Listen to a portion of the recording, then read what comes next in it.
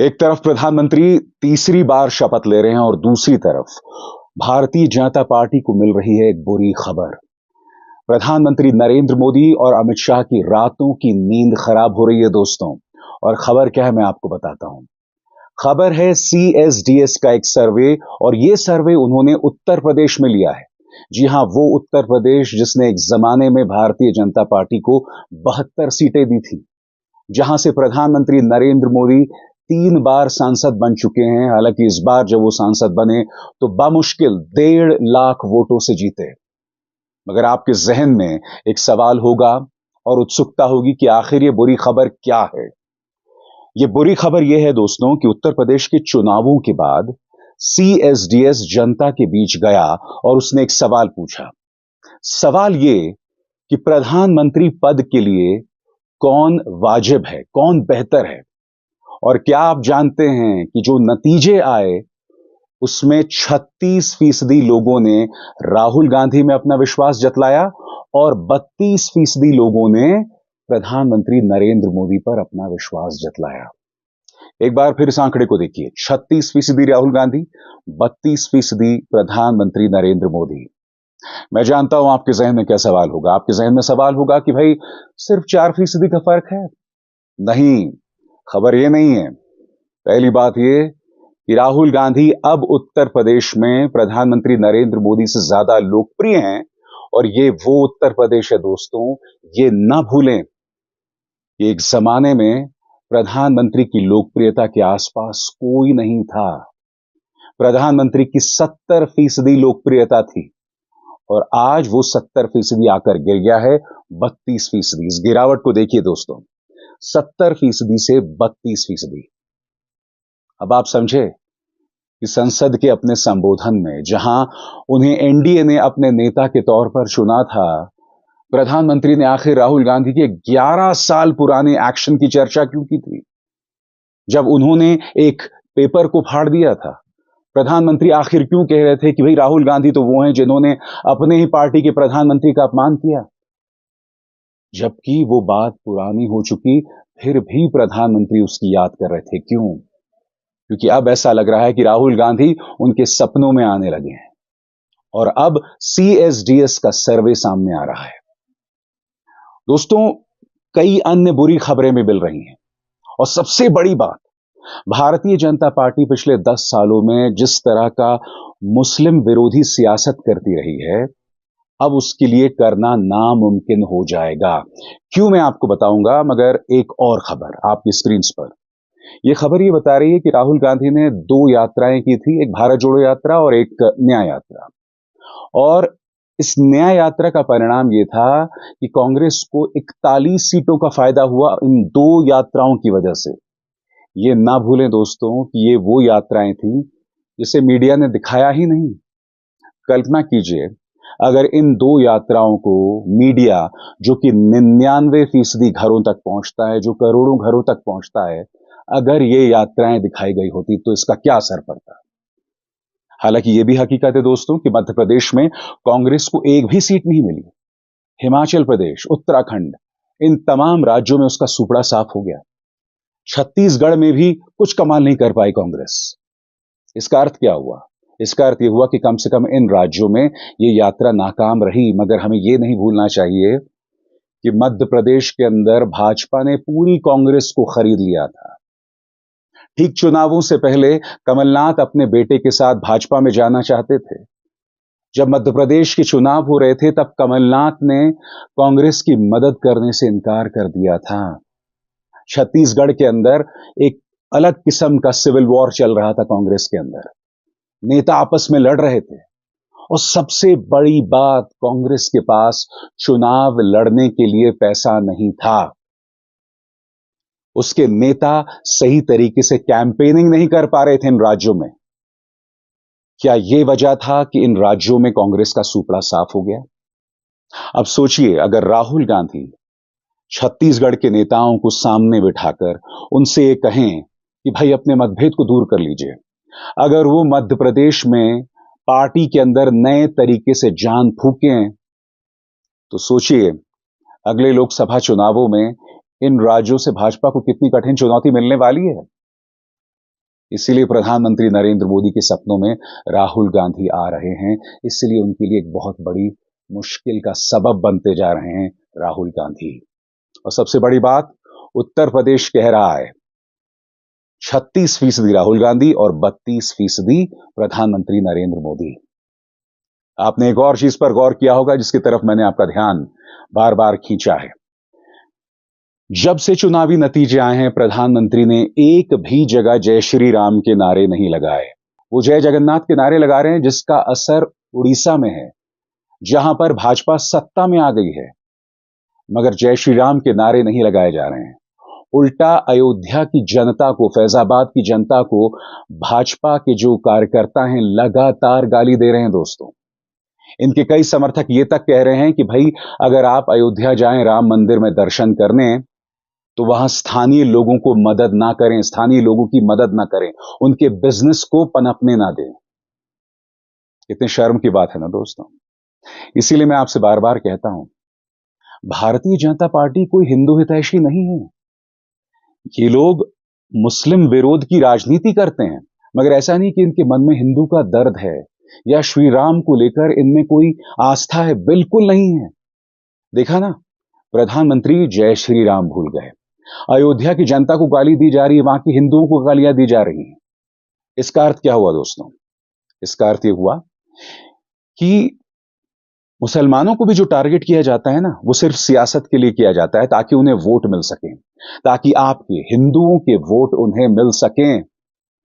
वरना अगर हिंदुओं की इतनी परवाह होती, तो जब दिल्ली पुलिस ने हमारी हिंदू महिला पहलवानों को सड़क पर घसीटा था, तो दिल में दर्द होना चाहिए था ना।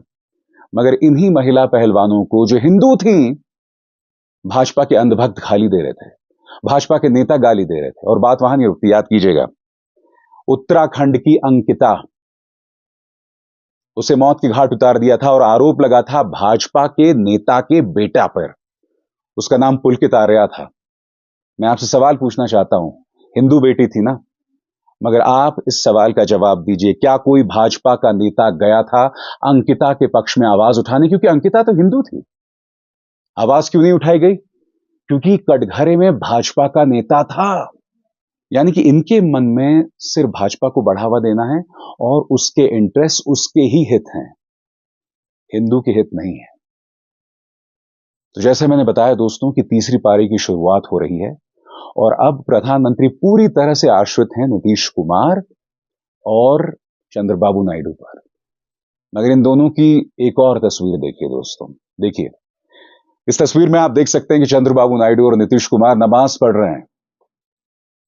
कल्पना कीजिए दोस्तों, अगर इसी तरह की तस्वीर राहुल गांधी की आई होती, इसी तरह की तस्वीर जब अरविंद केजरीवाल की आती है या अखिलेश यादव की आती है, तो भाजपा किस तरह से उन पर निशाना साधती है, उन्हें मुस्लिम परस्त बताती है, उनके खिलाफ प्रोपेगेंडा चलाती है।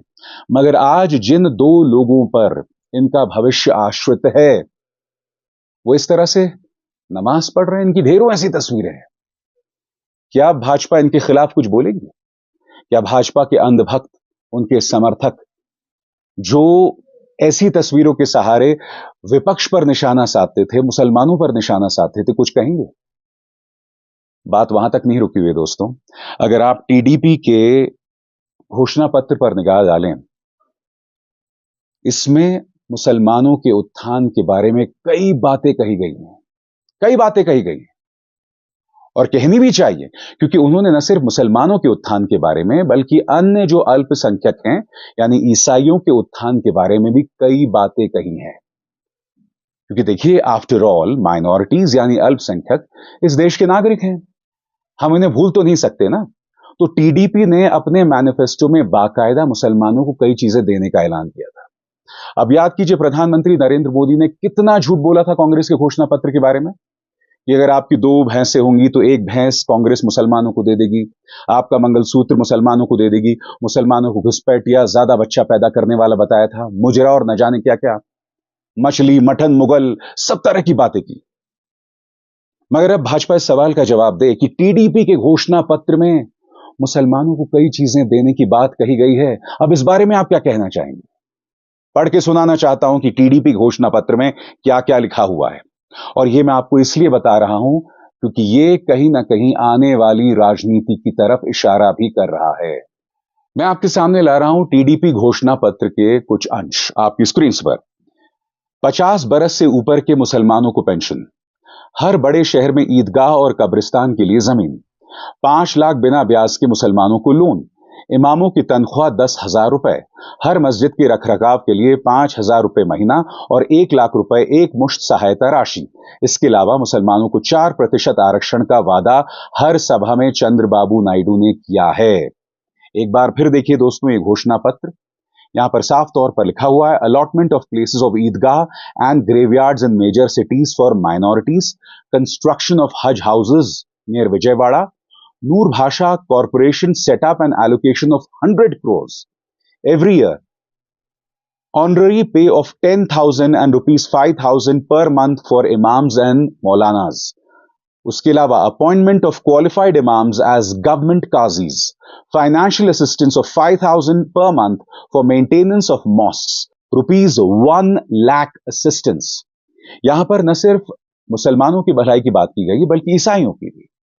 आफ्टर ऑल ये दोनों इस देश के नागरिक हैं। मगर याद कीजिए कि कांग्रेस के घोषणा पत्र में मुस्लिम शब्द का जिक्र भी नहीं था। माइनॉरिटीज की बात की जा रही थी, मगर प्रधानमंत्री ने अपनी सभाओं में कितनी गलत बयानी की थी कि आपका मंगलसूत्र छीन लिया जाएगा, मुसलमानों को दे दिया जाएगा। अब बात यहां नहीं रुकती है। आपकी स्क्रीन पर यह है जनता दल यूनाइटेड नेता केसी त्यागी।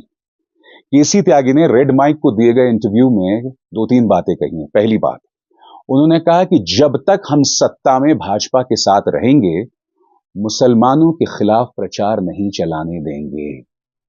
उन्होंने कहा कि चुनावी सभाओं में भाजपा ने जो भी कह दिया वो पुरानी बात हो गई, आगे नई दिशा।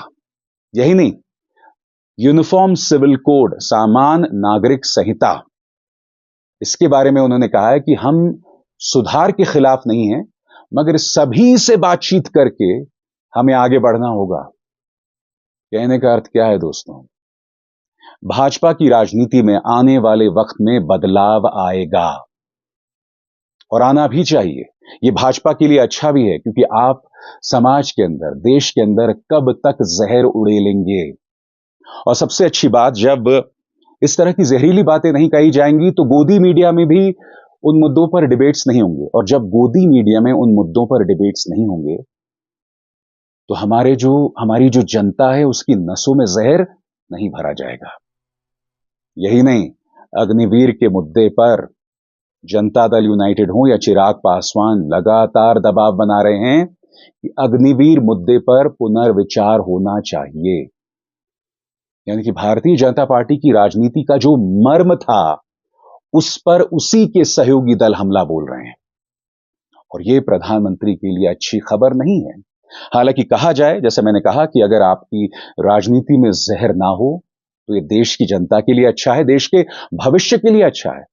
क्योंकि अगर पिछले 10 सालों ने कुछ किया है तो देश के ताने बाने को बर्बाद किया है। यह ना भूलें कि जब कोरोना की पहली लहर थी तो कोरोना से मुकाबला करने के बजाय मुसलमानों के आर्थिक बहिष्कार की बात की जा रही थी। यह ना भूलें कि कर्नाटक के चुनावों से बाकायदा नारा दिया गया भाजपा की तरफ से कि मुसलमानों का आर्थिक बहिष्कार हो। जो तमाम मंदिर के आसपास मुसलमान अपने ठेला लगाते हैं उन्हें हटा दिया जाए। इस तरह की बातें की जा रही थी और राष्ट्रीय स्तर पर भी इसे करने की कोशिश की जा रही थी। अब यह सब नहीं चलने वाला है। प्रधानमंत्री नरेंद्र मोदी की तीसरी पारी में यह बड़ी बात आने वाली है। यानी कि एक तरफ राहुल गांधी का खौफ और दूसरी तरफ पुरानी नफरती राजनीति का खात्मा। यानी कि नफरत के बाजार में मोहब्बत की दुकान। राहुल गांधी का जो नारा था उस पर आखिरकार प्रधानमंत्री को अमल करना पड़ेगा, और अगर नहीं करेंगे तो उनकी सरकार का भविष्य अधर में, मुश्किल में। और हां दोस्तों, चुनौती एक और है जनता दल यूनाइटेड और टीडीपी के सामने। जब भी लोकसभा के अंदर स्पीकर का चुनाव होगा तो यह तय करना होगा कि इन्हीं सहयोगी दलों से स्पीकर हो, क्योंकि भाजपा को ज्यादा वक्त नहीं लगेगा कि साम दाम दंड भेद से, पैसे से जनता दल यूनाइटेड और टीडीपी के जो सांसद हैं उन्हें तोड़ दिया जाए और भाजपा में शामिल कर लिया जाए। मैं आपको याद दिलाना चाहूंगा 2019 में क्या हुआ था, जब टीडीपी को तोड़कर भाजपा में शामिल कर लिया गया था। मुझे बहुत शॉकिंग लगता है दोस्तों कि चंद्रबाबू नायडू इस बात को कैसे भूल गए। और अगर चंद्रबाबू नायडू और नीतीश ने इस बात पर जोर नहीं दिया कि स्पीकर हमारा होगा, तो माफ कीजिएगा, मुझे कहने से थोड़ा सा भी गुरेज नहीं है कि इन दो नेताओं से ज्यादा नासमझ कोई नहीं है। क्योंकि अगर आपका स्पीकर नहीं हुआ तो 2019 की तरह आपकी पार्टी को तोड़ने में भाजपा कोई कसर नहीं छोड़ने वाली है। क्योंकि आप जानते हैं कि इस वक्त भाजपा बहुमत से 32 सीटें दूर है और वो चाहेगी कि अपने दम पर बहुमत हासिल कर सके। और वो ये भी जानती है कि अगर एंटी डिफेक्शन लॉ लागू हुआ तो दोबारा चुनाव करने पड़ेंगे, और अगर दोबारा चुनाव हुए तो टीडीपी को और जनता दल यूनाइटेड को जो है वो सहानुभूति मिल सकती है। और सबसे बड़ी बात, उससे पहले ही केंद्र में बीजेपी की सरकार गिर जाएगी और हो सकता है ये दोनों पार्टियां जो हैं वो समर्थन दे दें। किसको? ये दोनों पार्टियां कांग्रेस को समर्थन दे दें, यानी इंडिया गठबंधन को समर्थन दे दें।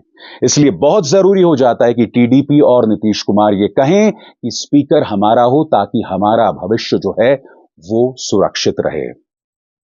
इस तरह से कई मोर्चों पर प्रधानमंत्री पर दबाव बनाया जाएगा। प्रधानमंत्री मनमानी बात नहीं कर पाएंगे। सबसे बड़ी बात, ये खबरें आ रही हैं लगातार दोस्तों कि आने वाले दिनों में एक बहुत बड़ा आर्थिक संकट देश में आ रहा है। यह अपने आप में बहुत चिंतित करने वाली बात है, क्योंकि एक तरफ आप हिंदू मुस्लिम राजनीति नहीं कर पाएंगे, लोगों को मूर्ख नहीं बना पाएंगे। क्योंकि होता क्या है दोस्तों, सामने एक आर्थिक संकट है और आप लोगों का ध्यान किस तरह से इधर उधर करते हैं? धर्म की बात करके, हिंदू खतरे में, इस तरह की बातें करके। अब मोदी सरकार को एक काबिल वित्त मंत्री जो है वो पद पर बिठाना पड़ेगा, ताकि वो देश के आर्थिक संकट का सामना करे और देश को उससे बाहर निकाले। मेरे शब्द को याद रखिएगा दोस्तों, ज्यादा महीने नहीं रह गए हैं, देश में एक बड़ा आर्थिक संकट आ सकता है। यह भी एक बहुत बड़ी चुनौती प्रधानमंत्री नरेंद्र मोदी के सामने होने वाली है। और दोस्तों, जब हम टीडीपी और बीजेपी और उसी तरह से नीतीश कुमार और भाजपा के बीच में अविश्वास की बात करें, तो इन दोनों का इतिहास कोई बहुत अच्छा नहीं है। इन दोनों के इतिहास में बहुत कड़वाहट है। मैं आपको याद दिलाना चाहूंगा कि नीतीश के बारे में अमित शाह ने क्या कहा था, और अमित शाह या ये कहा जाए भाजपा में न जाने के बारे में नीतीश कुमार ने क्या कहा था। सुनिए, कुछ महीनों पहले की बात है। मर जाना कबूल है, उनके साथ जाना हमको कभी कबूल नहीं है, यह अच्छी तरह जान लीजिए। मर जाना कबूल है, उनके साथ जाना हमको कभी कबूल नहीं है, यह अच्छी तरह जान लीजिए। एक बात स्पष्ट कर देता हूं, किसी के मन में ये संशय हो कि चुनाव के परिणामों के बाद नीतीश बाबू को फिर से भाजपा एनडीए में लेगी, तो मैं बिहार की जनता को स्पष्ट कह देना चाहता हूं और लल्लन बाबू को भी स्पष्ट कहना चाहता हूं, आप लोगों के लिए भाजपा के दरवाजे हमेशा के लिए बंद हो चुके। यानी कि नीतीश कुमार ये कस्में खा चुके हैं कि मैं किसी भी कीमत पर बीजेपी पे नहीं जाऊंगा, मर जाऊंगा मगर नहीं जाऊंगा। और आप देखिएगा, अमित शाह ने कहा था कि किसी भी कीमत पर हम नीतीश कुमार को बर्दाश्त नहीं करेंगे। अब बेशर्मों की तरह दोनों साथ आकर खड़े हो गए हैं। वो कौन सा हिंदी की कहावत है, थूक कर, पता नहीं कौन सी कहावत है, मैं भूल गया, ऐसी कुछ कहावत है। तो राजनीति बहुत दिलचस्प होने जा रही है और इसके अलावा विपक्ष जो है वो चुनौती दे रहा है। कई लोग मुझसे कहते हैं कि भाई कांग्रेस तो 100 सीटें भी नहीं पहुंची, इंडिया गठबंधन को 232 सीटें मिली हैं मगर भाजपा को 240, यानी कि भाजपा को इंडिया गठबंधन से ज्यादा सीटें मिली हैं। ये सब सही है दोस्तों, मगर ये ना भूलें कि एग्जिट पोल्स ने भाजपा गठबंधन को 400 सीटें दी थी, 400 सीटें नहीं मिली हैं। बीजेपी को अपने दम पर मेजॉरिटी नहीं मिली, और किससे मुकाबला करके? उन पार्टियों से मुकाबला करके जिनके नेताओं को आपने जेल में डाल दिया, जिनके बैंक खाते आपने फ्रीज कर दिए। सबसे बड़ी बात, इन नेताओं को कोई भी मीडिया में दिखाता ही नहीं था। टेलीविजन भूल जाइए, अखबारों पर भी निगाह डालिए, हर अखबार में सिर्फ और सिर्फ प्रधानमंत्री नरेंद्र मोदी का चेहरा। अधिकतर जनता को तो यह भी नहीं पता था कि भाई विपक्ष की तरफ से है कौन। इसके बावजूद भाजपा बहुमत से दूर रह गई। और सबसे शॉकिंग खबर जिस पर मैं चाहूंगा आपका ध्यान जाए, और वो खबर यह है दोस्तों, पूनम अग्रवाल ने खबर की है कि कई सीटों पर वोटों की गिनती को लेकर गड़बड़ी आ रही है, ढेरों सीटों पर। क्या यह मामला सुप्रीम कोर्ट जाएगा? क्या इस मामले को लेकर हकीकत सामने उभर कर आएगी? इस सब पर विचार किया जाना चाहिए और इस सब को हम नजरअंदाज नहीं कर सकते। आने वाला जो वक्त है दोस्तों बहुत दिलचस्प है और मेरे मंच पर उसका एनालिसिस मैं आप तक लगातार पेश करता रहूंगा। अभिसार शर्मा को दीजिए इजाजत। नमस्कार।